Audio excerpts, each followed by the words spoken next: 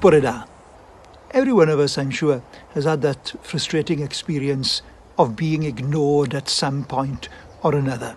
You may be preparing to go on holidays and you're at the checking counter at the airport and for some reason the staff there simply ignore you.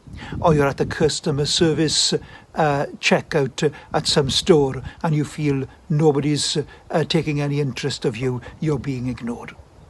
However, how would you feel if the individual or the person ignoring you was none other than Jesus? And the passage in question this morning that I have for you tells us that there was a woman whom Jesus at first ignored. Let me read to you from Matthew's Gospel, chapter 15, verses 21 to 28. Leaving that place, Jesus withdrew to the region of Tyre and Sidon. A Canaanite woman from that vicinity came to him crying out, "Lord, Son of David, have mercy on me. My daughter is demon-possessed and suffering terribly." Jesus did not answer a word. So the disciples came to him and urged him, "Send her away.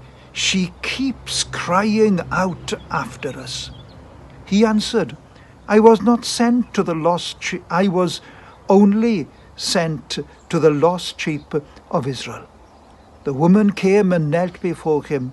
"Lord, help me," she said. He replied, "It is not right to take the children's bread and toss it to the dogs." "Yes, it is, Lord," she said. "Even the dogs eat the crumbs that fall from their master's table." Then Jesus said to her, "Woman, you have great faith. Your request is granted." And her daughter was healed at that moment. Opposition from religious leaders grew. Jesus withdrew to the region of Tyre and Sidon. And this would have been considered foreign territory. A woman from that region called out to Jesus to deliver her demon-possessed daughter. Matthew underscores the pagan heritage by referring to her as a Canaanite. And when Jesus ignored the request, she persisted to the point of embarrassment. Although she came from a Gentile background, the woman had knowledge of Jesus and his ministry because she addresses him with respect as both Lord and Son of David. Her reply to Jesus' initial refusal also gives the impression that she knew something about Jesus' nature. Jesus uses the analogy that drew on ancient practice of referring to Gentiles as dogs. And Jesus' use of such language was not meant as an insult, but signaled the priority of Israel in his current phase of mission. And the Canaanite woman used this painful metaphor to her own advantage by comparing herself to a domesticated dog that is permitted to eat scraps from the master's table. She attested both to the validity of Christ's current mission and her faith in his compassion. She, you see, was an outsider as far as God's covenant with Israel was concerned, but she was not beyond the scope of his compassion. And Jesus' good-humored reaction is proof that he will accept all who come to him in genuine faith.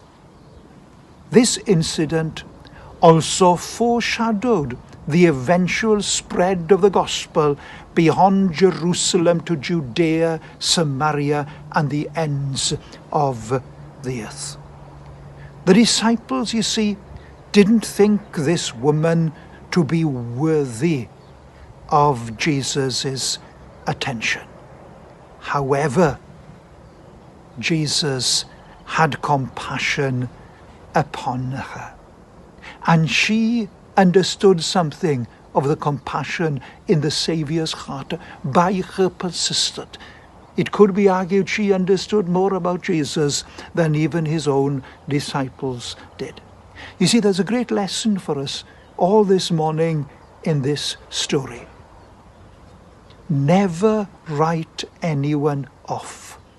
No one is beyond the grace of God. And so this morning, ask yourself the question, is there someone that you have written off as an unlikely candidate for the gospel because of their background or lifestyle? Today could be that day for you to pray for them. And God could create an opportunity even for you to share the love of Christ with them. Jesus said, "Come unto me, all you who are weary and burdened, and I will give you rest." And all means all. Pob endith. Have a great day.